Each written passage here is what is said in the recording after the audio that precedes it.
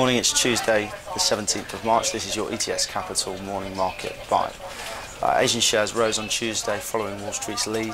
Investors speculated weaker than expected US data could prompt the Federal Reserve to express caution this week on the timing of future interest rate hike. Nikkei closed up 1%, 194.37.0. US stocks rallied on Monday as the US dollar retreated from its recent highs. Dow closing 1.29% up to 179.77.42.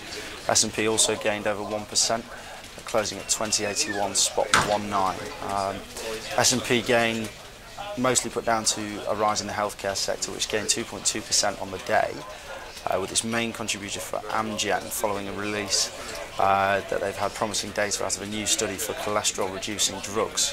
The stock actually contributed 5.7% gain overall, trading at 163.03. In terms of FX, it's a further decline for the euro as we enter the second week of the ECB's €1 trillion bond buying programme. Euro held steady initially at 105.68 after going to a session low of 1.0457, its lowest since 2003. The Aussie was also trading down against the dollar yesterday, down 0.2% at 0.7623, crawling closer to a 6-year trough of 0.7561, following minutes from the Australian Reserve Bank that they've left the door wide open really to a potential further rate cut this month. Dollar yen also inched up 0.1%, 121.44. It was stuck in a relatively narrow range from advancing to an 8-year high of 122.04 on March the 10th. As the Bank of Japan stood firm on its stimulus programme with a long-term goal to aid economic recovery. Commodity-wise, Brent fell to a session low of 53.94, reached a high of 54.02, up 8 cents.